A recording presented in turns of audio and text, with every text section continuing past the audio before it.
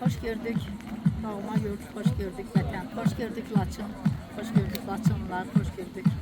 Hoş gelmişik biz, ben belə deyirəm. Ona göre ki çok karışık fikirler ve düşünceler əhatəsindəyəm. Çok karışık. Ona göre ki benim için bugün danışmak asan değil. Siz beni azdan çoktan tanıyırsınız.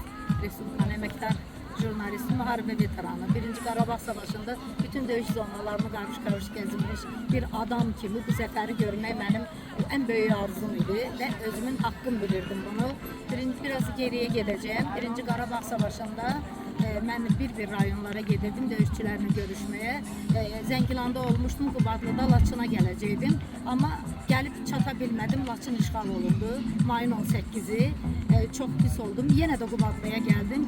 Rəhmətlik milli qəhrəman Əliyar Əliyev bizi qarşıladı. Gətirdi. Laçının 5 kəndi qalmışdı bizim tərəfdə. Qubadlıya yaxın kəndlər idi. Yuxarı Fərəcan, aşağı Fərəcan, Səfyan, Türklər, Güləbir kəndləri. O da dedi ki biz Laçınlı oğullarla el-ele verip bu torpaqları azad edəcəyik. Nəsə o da sözünə vəfa dura bilmədi. Özündən asıl olmayan səbəblər üzerinden şəhid oldu.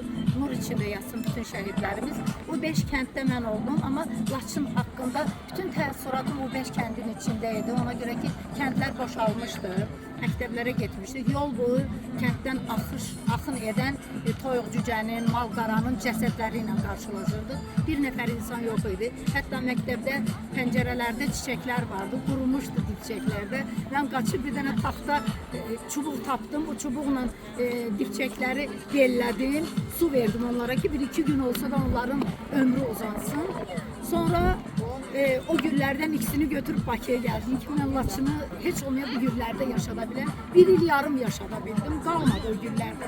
Bakını da sevmediler, beni de sevmediler. Demiyorlar ki öldüler. İl yarım ben onunla yaşadım. Ama Laçın həmişə mənim, Laçın kimi bütün rayonlarda arzularımın şəhəri olub ki zəfər çalaq mən bu torpaqlara gələm.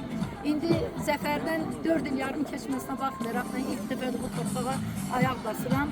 Bugünə nəsib imiş, şükür edirəm Allah'ıma. Siz de bilirsiniz biz büyük program yok, böyle planlaştırıp geldik buraya. Muğam müsabiqəsi də var idi. Arxasınca Laçın günləri var idi. Bizim çoxlu kitablarımız vardı. Laçının kitabxanasına onu hədiyyə eləyək. Bütün bunları biz Xan kəndini görək, Şuşanı görək və gəldik ve gördük. İstədiklərimizi həyata keçirdik.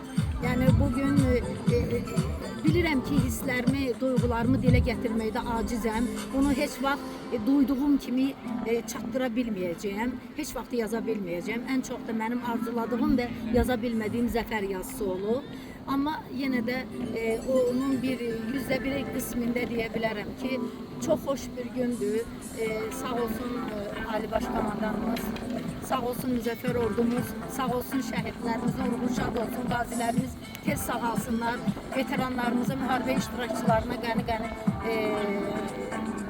Allah'tan sağlamlıq arzulayıram.